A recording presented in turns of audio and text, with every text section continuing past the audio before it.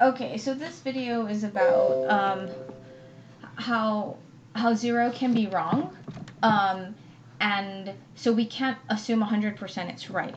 And I'm just going to try to list the different ways. So the first way is like if we see a duplicate or some number that doesn't make sense, it could be that the information came in wrong. Either A, it got double downloaded because for some reason we went into business bank accounts. Let's see. Lots of times it stops syncing, and I don't know why it does this and stuff. So you're going to have to put it down on your task list to make sure all of the statements are syncing, all of the bank accounts are syncing correctly, and it's up to date. Grace often asks me to update it, and if I don't get back to her, then I don't know what happens. So I want you to update it, and then if for some reason you can't do it from your end and you need a team viewer, then you'll team viewer and you'll get it updated.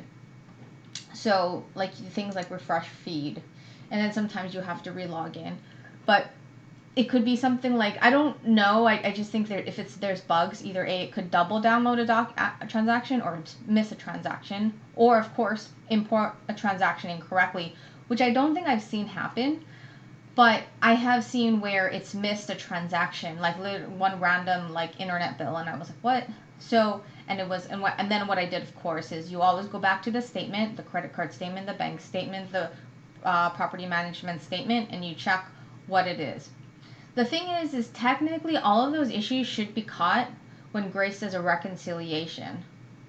So just on a quick like overview of what reconciliation is, that's when you make sure that all the accounts match up. Meaning, if you go into 0632 Chase bank account, the balance on this point in date, let's say the statement went from February 20th to March 20th, the balances should generally be exactly the same, because that means we're reflecting the exact same transactions between those two that month.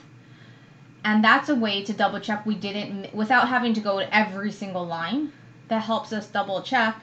We get all of the if the numbers are exactly the same, that maybe between then and now we had this much spent and this much received.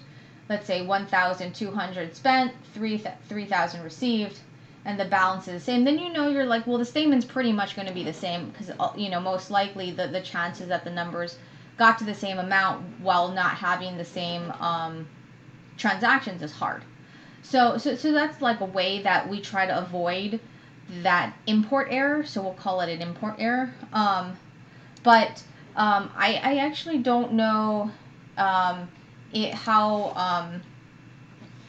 Grace is doing that. I know I know she does it, and I know she does a lot of very good tedious things where she then also holds back on checks or something. But I'm just saying that like I haven't like gone over it with her in a while, so I don't know if there's anything that I should kind of note about that. But assuming that works, then that would be, you should not find that. That's what my point is. If she says she's reconciled up until 2019 2020 January 1st, that would mean there should be no errors on the statement between the xero statement, this is what you're seeing in xero, and the bank statement. And if you do, that's where we should be very concerned. You should say like, hey, so you said that it was reconciled. I found this. What are you doing in your system where it would allow this error to slip through?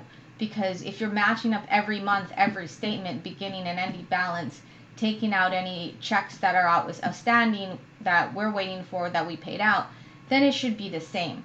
There should not be an error. So that's it. Shouldn't be, but I'm just saying, like, if you do that, the source is go talk to Grace and say, did you reconcile it? What's your process? And let's figure out how this error slipped through, so we can make sure the process is updated.